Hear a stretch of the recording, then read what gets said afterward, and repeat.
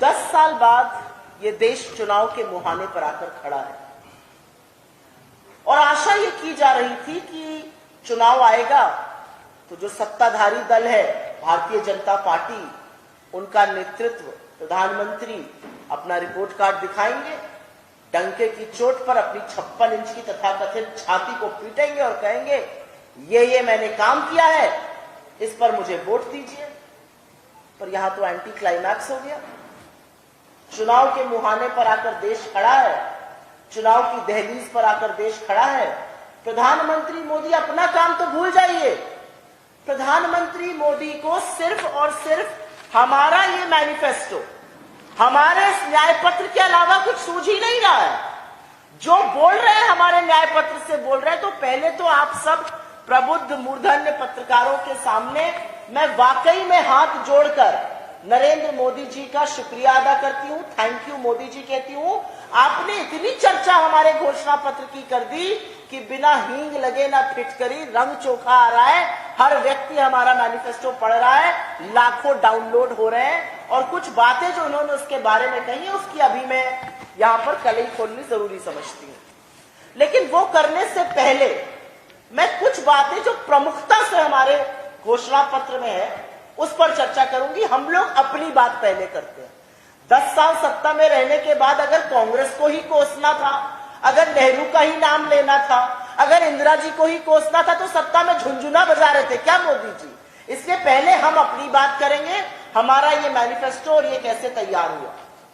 श्री राहुल गांधी ने कन्याकुमारी से कश्मीर तक इस देश की 4500 किलोमीटर की पदयात्रा करी।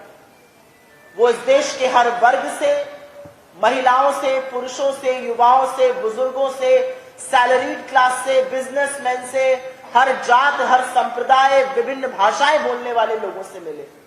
उसके बाद उन्होंने मणिपुर से मुंबई की यात्रा करी। उस मणिपुर को जिसको जलते हुए 11 महीने हो गए, लेकिन जब जब वहां जाने का वक्त आता है, प्रधानमंत्री के 8,500 करोड़ के हवाई जहाज का ईंधन खत्म हो जाता है और वहां पर भी वो लोगों से मिले। उसके बाद दिसंबर में हमारी घोषणा पत्र की समिति बनी। उन्होंने भी जाकर अलग अलग राज्यों में, अलग अलग शहरों में लोगों से, अलग अलग वर्गों से, समुदायों से, रिप्रेजेंटेटिव बॉडी से चर्चा की। उन सबका मेल जोल, जो लोगों ने हमें अपनी अपेक्षाएं बताई, अपनी आशंकाएं बताई, अपनी जो दिक्कतें बताई और जो अपनी आकांक्षाएं बताई कि उनकी क्या अपेक्षा है सरकार से, वो क्या चाहते हैं, वो किस दिशा में इस देश को, किस दिशा में अपने भविष्य को ले जाना चाहते हैं, उसके मूलभूत आधार पर ये 46 पृष्ठ का 15,329 वर्ड का ये घोषणा पत्र आपके सामने है, न्याय पत्र। और इसको न्याय पत्र भी हमने बहुत सोच समझ के कहा। 10 साल एक ऐसी सरकार है जिसने हर वर्ग के साथ अन्याय किया। हर उस समस्या का जिसका निर्माण नरेंद्र मोदी जी की नाक के नीचे उनके तत्वावधान में उनके कारण हुआ, चाहे वो बेरोजगारी हो, चाहे वो महंगाई हो, चाहे वो आर्थिक असमानता हो, चाहे वो गरीबों का निरंतर गरीब बनना हो, अमीरों का निरंतर अमीर बनना हो, चाहे वो महिला सुरक्षा हो, चाहे वो किसानों की बदहाली हो, चाहे वो श्रमिकों के पैरों के फफोले हो, उन सब का समाधान है इस न्याय पत्र में। और इसलिए हमने अन्याय के खिलाफ एक न्याय पत्र निकाला। मैं 5 प्रमुख स्तंभ की बात कर देती हूं। 5 प्रमुख स्तंभ हमारे युवा न्याय, नारी न्याय, किसान न्याय, श्रमिक न्याय और हिस्सेदारी न्याय है। युवा न्याय क्या है? 65% इस देश का युवा 35 वर्ष से आयु में कम है। अगर इस देश में आप पत्थर कहीं मारिए और पूछिए समस्या क्या है, तो नंबर 1 से नंबर 10 की समस्या बेरोजगारी है। और बेरोजगारी इतनी भयावह है कि हर घंटे इस देश के 2 युवा आत्महत्या कर रहे हैं। आर्थिक तंगी के चलते, बेरोजगारी के चलते उनको अपना भविष्य अंधकारमय नजर आ रहा है। तो हमारा घोषणा पत्र कहता है कि सरकार बनते ही जो 30 लाख सरकारी पद केंद्र सरकार में खाली पड़े हैं उनको हम भरेंगे। हमारा घोषणा पत्र कहता है कि जो डिग्री और डिप्लोमा धारक हैं उनको 1 साल के लिए अप्रेंटिसशिप एक्ट के अंतर्गत 1 लाख की अप्रेंटिसशिप मिलेगी, मतलब 8500 रुपए महीना। हमारा घोषणा पत्र यह कहता है कि पेपर लीक के चलते जिन बच्चों का भविष्य तबाह हो जाता है उसके खिलाफ ऐसा कड़ा कानून बनेगा कि रूह कांप जाए पेपर लीक करने वालों की। पेपर लीक उत्तर भारत में, यहां तक कि मध्य प्रदेश, उत्तर प्रदेश, बिहार ऐसे राज्यों में बड़ी भयावह समस्या है। बच्चे पढ़ते हैं, माँ बाप पेट काट के पढ़ाते हैं, गाजर मूली की तरह ट्रेनों में भर के जाते हैं, एग्जाम देते हैं, पता चलता है पेपर लीक हो गया। तो उस समस्या के निवारण के लिए पेपर लीक बनेगा, कानून बनेगा उसके खिलाफ। और सबसे बड़ी बात हमने जो युवाओं के लिए की है, और वो स्पेशली जो अर्बन एरियाज के युवा हैं, भोपाल में इस बात का उल्लेख करना जरूरी है, एजुकेशन लोन। जिस एजुकेशन लोन को चुकाते चुकाते कुछ साल बीत जाते हैं और किन्हीं कारणों के चलते लोग एजुकेशन लोन नहीं कर पाए हैं, उसका एक अवधि के अंतर्गत हम उस एजुकेशन लोन को माफ करेंगे। और हमने एक संकल्प किया है कि सेना को हम भाड़े पर, कॉन्ट्रैक्ट पर नहीं चलने देंगे। सरहद को सुरक्षित करने का जो काम करता है उसका सम्मान होगा। उसका पिता आर्मी में है और उसको 24 साल में रिटायर हम नहीं करने देंगे। इस देश में 73 साल का प्रधानमंत्री अपने लिए वोट मांग रहा है और 24 साल के युवा को रिटायर कर रहा है। तो अग्निवीर जैसी योजनाओं को खत्म करेंगे और पुरानी जैसी नौकरियां बहाल होती थी उसकी बहाली होगी, उस तरह से नियुक्ति होगी। ये युवाओं की बात हो गई। अब मैं नारी की बात करना चाहती हूं। इस देश में आधी आबादी को जब तक पूरा हक नहीं मिलेगा, ये देश ना खुशहाल हो सकता है ना समृद्ध हो सकता है। हम लोगों ने एक सर्वे किया और हमारे पास जो फीडबैक आया वो ये था कि जो गरीब वर्ग की महिलाएं हैं उनके हाथ में पैसा जाना चाहिए। और इसलिए महालक्ष्मी योजना के अंतर्गत, एक ऐसी योजना जो हम कर्नाटका में भी चलाते हैं और तेलंगाना में भी चलाते हैं, हम गरीब वर्ग की महिलाओं को 1 लाख रुपए प्रति साल, मतलब 8500 रुपए प्रति महीने देने जा रहे हैं। हमारी सरकार बनेगी और जैसा कि मेरे नेता कहते हैं, खटाखट खटाखट खटाखट ये पैसा जो है लोगों के अकाउंट में, गरीब महिलाओं के अकाउंट में आएगा। यही नहीं, जो युवा हैं, जो सपने देखती है सरकारी नौकरी करने के, नई सरकारी नौकरियों में 50% आरक्षण लड़कियों के लिए होना चाहिए। आप जितनी लड़कियों को काम में, जितनी लड़कियों को सार्वजनिक जीवन में, जितनी लड़कियों को वर्कफोर्स में, वर्क पार्टिसिपेशन में लाएंगे, उतना सुरक्षित ये समाज उनके लिए होगा। उनको नीति निर्माण की पोजीशन में बिठाकर देखिए, अगला कोई व्यक्ति उनके ऊपर यौन शोषण नहीं कर पाएगा और लड़कियों को सड़कों पर बैठकर न्याय नहीं मांगना पड़ेगा और आरोपी को मोदी जी अपनी गोदी में नहीं बिठा पाएंगे। तीसरी बात मैं करना चाहती हूं किसान न्याय की। इस देश ने वो सरकारें देखी हैं जिन्होंने एक किसान की मृत्यु हो जाने पर इस्तीफे दिए हैं। इस देश ने अन्नदाताओं की सम्मान करने वाली सरकारें देखी है, लेकिन इस देश ने 10 साल में वो सरकार भी देखी है जिसके चलते 700 किसानों की शहादत होती है और मान्यवर कहते हैं मुझे क्या, मेरे लिए थोड़ी मरे। हमने वो सरकार भी देख ली जब किसान दिल्ली आना चाहते हैं तो उनकी सड़कें खुदवा दी जाती हैं, उनकी सड़कों में कीले गड़वा दी जाती हैं, उनको आतंकी मवाली तो कहा ही जाता है, उनके ऊपर आंसू गैस के गोले भी छोड़े जाते हैं। और ये वही किसान है जिनके बेटे सरहद पे इस देश की सुरक्षा कर रहे हैं। तो किसान क्या मांग रहे हैं? किसान एमएसपी मांग रहे हैं और एमएसपी की कानूनी गारंटी हम देकर रहेंगे। ये हमारा बहुत बड़ा एक वादा है। ये हमने अपने कुछ राज्यों में करके दिखाया है, आगे भी करेंगे। हम किसान को जीएसटी से मुक्त करेंगे। खाद, बीज, कीटनाशक, कृषि के उपक्रम जो जीएसटी के अंतर्गत वसूली हो रही है किसान से, उनको मुक्त करेंगे। और हम 16 लाख करोड़ मित्रों का नहीं लेकिन किसानों की कर्जा माफी जरूर करेंगे। 16 लाख करोड़ जो मित्रों की कर्जा माफी हुई, अगर वो पैसा किसानों पे लगा होता तो 25 बार आप किसानों की कर्जा माफी कर सकते थे, लेकिन इस सरकार ने नहीं की। कोई बात नहीं, घबराने की बात नहीं है, थोड़े दिनों की बेला है, चली चले की, अब हम वो करके दिखाएंगे। श्रमिक, और आप सब लोग जानते हैं कि जो जोमैटो, स्विगी, ब्लिंकिट ऐसे गिग वर्कर्स होते हैं जो 10 मिनट में आपके घर खाना पहुंचा देते हैं, चाय की पत्ती खत्म हो गई, चाय की पत्ती पहुंचा देते हैं। कभी किसी ने सोचा अगर इनको चोट लग जाए तो इनके परिवारों का क्या होगा? अगर 6 महीने के लिए टांग टूट गई तो इनके परिवारों का भरण पोषण कैसे होगा? क्या है इनकी सामाजिक सुरक्षा? और गिग वर्कर्स बहुत सारे हुए हैं, तो गिग वर्कर्स के लिए एक सामाजिक सुरक्षा कानून लाएंगे।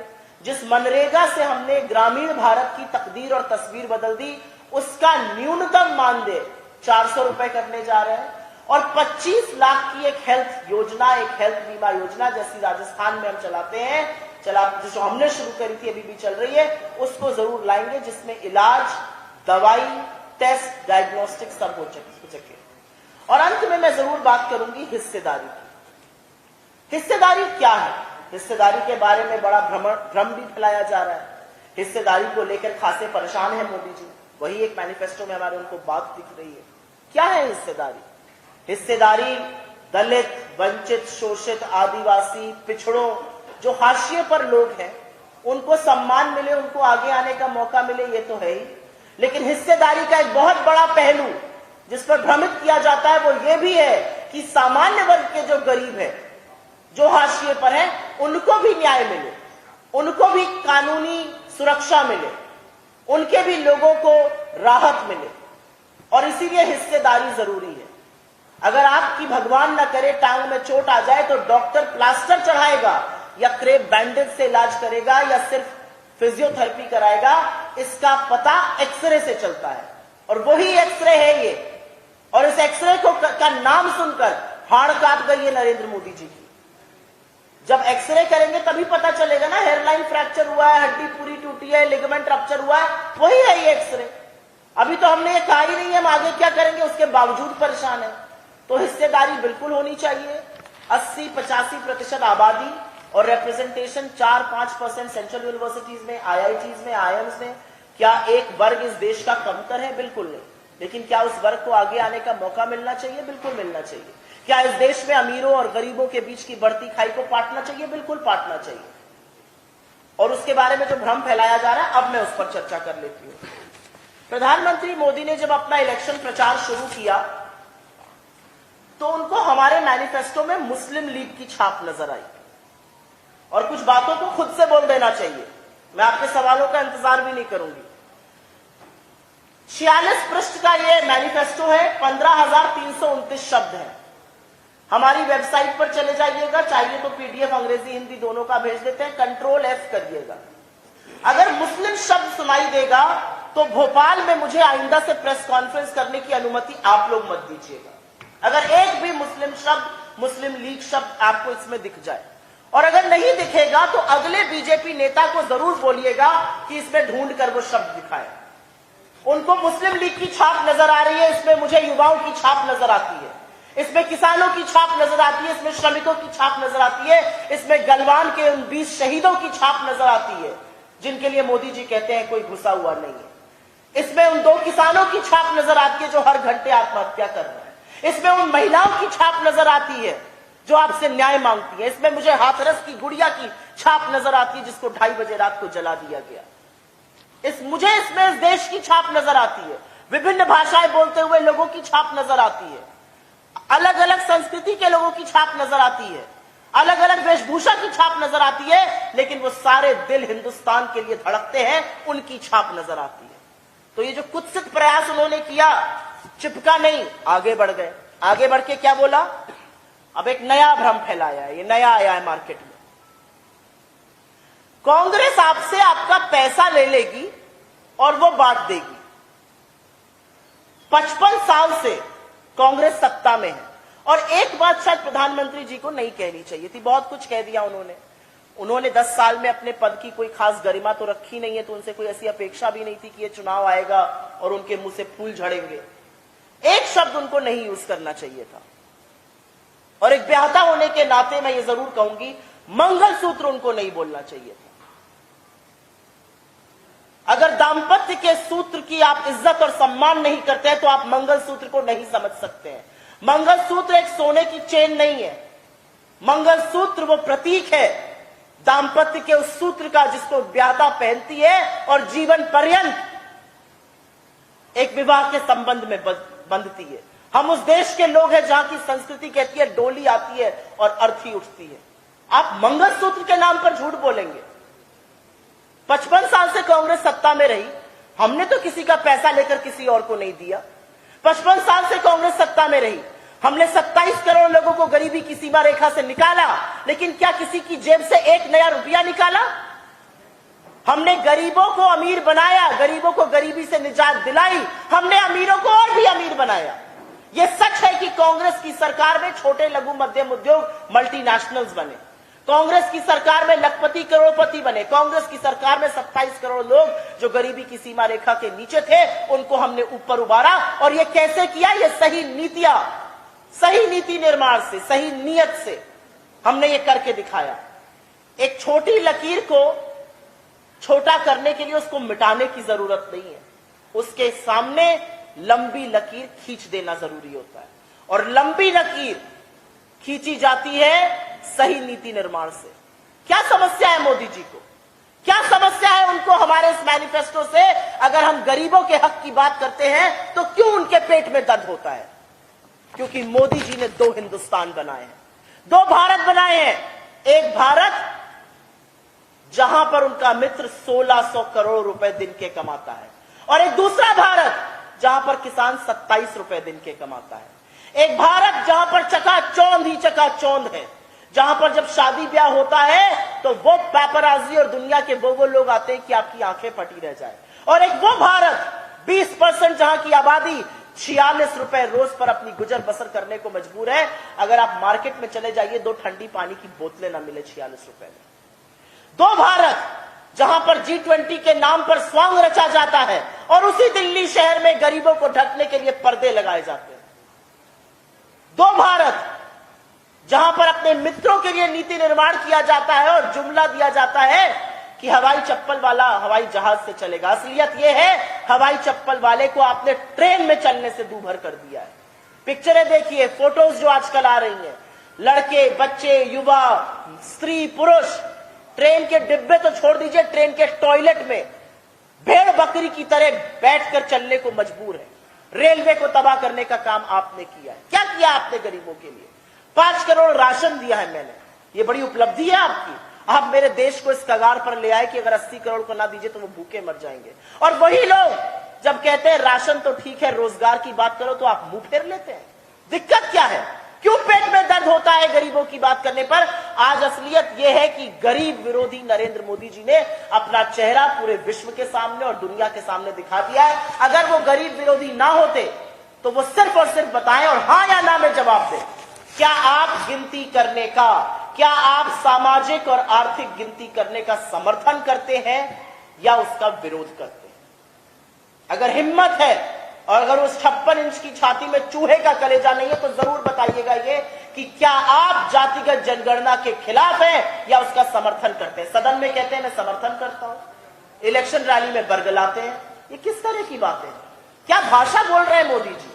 पहले फेज के बाद उनकी भाषा और उनके बोल ऐसे बिगड़े, अब देखिए दूसरे फेज के बारे में क्या बोलते हैं। असलियत यह है चुनाव हाथ से निकल चुका है। असलियत यह है बीजेपी साउथ में साफ है, नॉर्थ में हाफ है, और यही भारतीय जनता पार्टी का ग्राफ है। मोदी जी जहर उगल रहे हैं और निष्पक्ष चुनाव आयोग मोदी जी को नोटिस नहीं देता है, बीजेपी के अध्यक्ष को नोटिस भेजी जा रही है। कोई सेरिलैक खाते छोटे से बेबी है क्या? छुई हुई है क्या इस देश के प्रधानमंत्री? विष आप उगलेंगे, जहर आप उगलेंगे, गलत बात आप करेंगे, नोटिस बीजेपी के अध्यक्ष को क्यों भाई? छुई मुई का पौधा है क्या? छुई देंगे तो खुमला जाएंगे। अरे इस देश के संस्थानों के ऊपर एक जिम्मेदारी है निष्पक्ष चुनाव कराने की। निष्पक्ष नहीं है तो निष्पक्षता का भ्रम तो रहने देते। नोटिस गई है नड्डा जी को, क्या तमाशा है भाई ये। और अंत में मैं एक बहुत ही प्रमुख बात करना चाहती हूं, क्योंकि एक नया शगुफा ये लाया गया बाजार में, और ये नया शगुफा है जिसको मोदी जी ने पहले झूठ बोला। उनका एक और दिक्कत है, मोदी जी झूठ बोल देते हैं फिर सारी पार्टी को उस झूठ को दोहराना पड़ता है। अब नड्डा जी ने झूठ बोला। क्या झूठ है? कि कांग्रेस जो है वो SC ST आरक्षण खत्म करके मुसलमानों को दे देगी। इससे 2 चीजें साफ है। इससे यह पूरी तरह से साफ है कि नरेंद्र मोदी बौखला गए, हताश हैं और अनर्गल बातें कर रहे हैं। और एक चीज और साफ है, और ये मैं कहना नहीं चाहती हूं इस देश के प्रधानमंत्री के लिए, लेकिन 10 साल सिर्फ झुंझुना ही बजाया है। अगर 10 साल झुंझुना ना बजाया होता तो थोड़ी से नियम कानून का ज्ञान होता, जो नहीं दिखता है या ज्ञानता है। क्या बोल रहे हैं? कांग्रेस की सरकार ऐसा कर देगी। किसी कांग्रेस की सरकार ने ऐसी प्रस्तावना दी है? कोई ऐसा प्रस्तावित आपके पास आया है प्रपोजल किसी सरकार का? कोई ऐसा सरकारी दस्तावेज है जिसको आप सार्वजनिक कर सकते हैं? कुछ नहीं है। नील बटा सन्नाटा। बड़ी से बड़ी खबर, क्राइम से लेकर राजनीति तक किस नेता ने 5 साल में क्या काम कराया।